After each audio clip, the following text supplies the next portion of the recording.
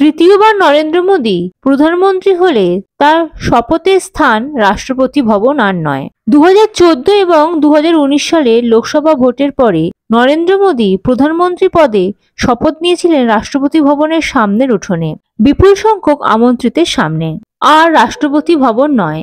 অষ্টাদশ লোকসভা ভোটে এনডিএ জিতলে নয়াদিল্লির কর্তব্য পথে দাঁড়িয়ে তৃতীয়বার প্রধানমন্ত্রী পদে শপথ নিতে পারেন নরেন্দ্র মোদী। বৃহস্পতিবার বিজেপির একটি সূত্রে খবর জানা গিয়েছে, স্বাধীনতার 75 বছর পূর্তি উপলক্ষে 2022 সালে রাইসিনা হিলসের রাষ্ট্রপতি ভবন থেকে ইন্ডিয়া গেট পর্যন্ত বিস্তৃত সড়ক রাজপথের নাম বদলে কর্তব্য পথ করেছিলেন নরেন্দ্র মোদী। আগামী 9 জুন সেখানে খোলা মঞ্চে তিনি তৃতীয়বার প্রধানমন্ত্রী পদে শপথ নিতে পারেন বলে বিজেপির ওই সূত্র জানিয়েছে।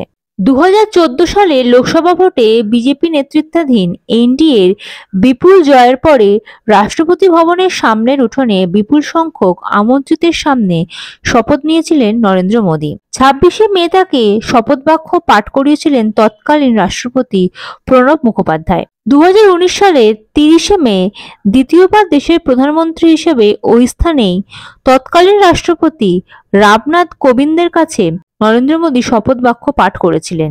প্রধানমন্ত্রী পদে নরেন্দ্র মোদীর পূর্বসূরি মনমোহন সিং রাষ্ট্রপতি ভবনের অশোক হলে শপথ নিয়েছিলেন।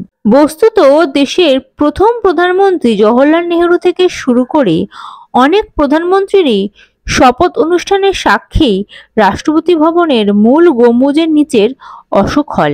এই প্রথা ভেঙে চন্দ্রশেখর 1990 সালে রাষ্ট্রপতি ভবনের উঠোনে শপথ নিয়েছিলেন। অটল বিহারী বাজপেয়ীও শপথ নেন ওই স্থানে। Bureau report, ND Bangla news. সবার আগে সব খবর, সঠিক খবর পেতে ফেসবুক পেজটি ফলো করে এবং ইউটিউব চ্যানেলটি সাবস্ক্রাইব করে রাখুন আর শেয়ার করতে ভুলবেন না।